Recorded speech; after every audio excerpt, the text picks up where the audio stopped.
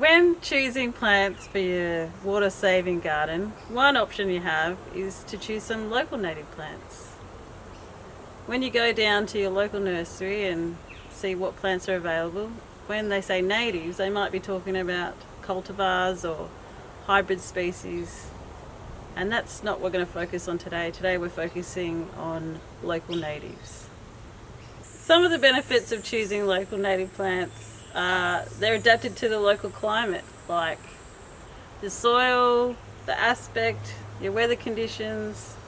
Another benefit is you can use them to attract your local native pollinators that are in your area to your garden, and it's also an extra food source for small birds and stuff that are actually reduced in habitat, and they'll actually appreciate that extra space. So there are some hints and tips that we can pass on to you about making your local native plants that you choose succeed in your garden, and these are quite simple and time saving, so you don't waste your money.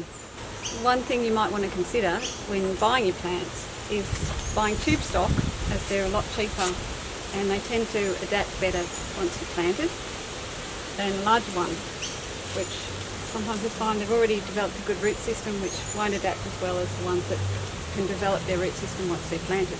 Another tip is to know your garden. So this is knowing your soil, knowing your water, and knowing the different sun shade patterns of your garden. So if you're unaware of what your garden looks like, you can go out there during the middle of the day and see which parts are in sun and which parts are in shade. There are some pH tests available that you can do on your soil in your garden, and also knowing your local rainfall patterns as well. In Willoughby we tend to have sandstone or shale, so you can see the map here, which section you might fall into. Knowing all these bits will help you decide which plants are going to be suitable for your garden. You also might want to consider, if you plant local native plants, you won't need to use as much fertiliser. They'll be more adapted to the pest species in the area, so you probably won't need to do so much pest management. And if you mulch, you'll probably get away with not watering at all. That's great. So basically, if you plant them right, in the right conditions, you won't have to do anything more to them. Just watch them grow.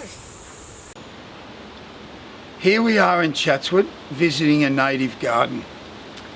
Let's have a closer look at why this garden looks so good.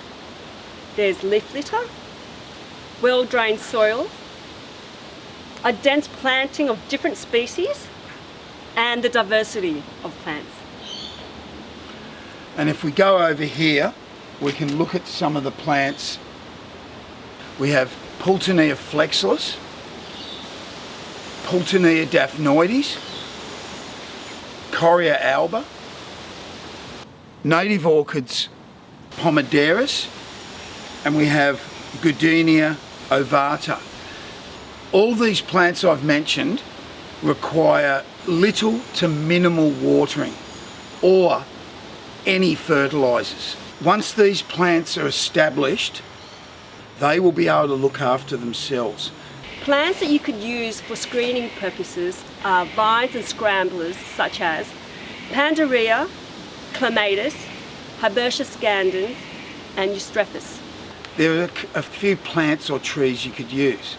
You could use heath leaf banksia, blueberry ash, Christmas bush, cheese trees, or even petostrums.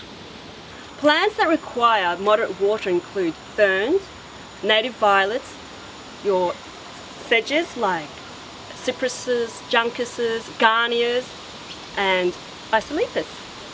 And there's also dog rose, which is Bauer rubioides. For more information about native plants which are drought tolerant and are adapted to the Willoughby LGA, go to the Willoughby Council website and download the PDF for Indigenous Plant Species Guide. Thank you for watching.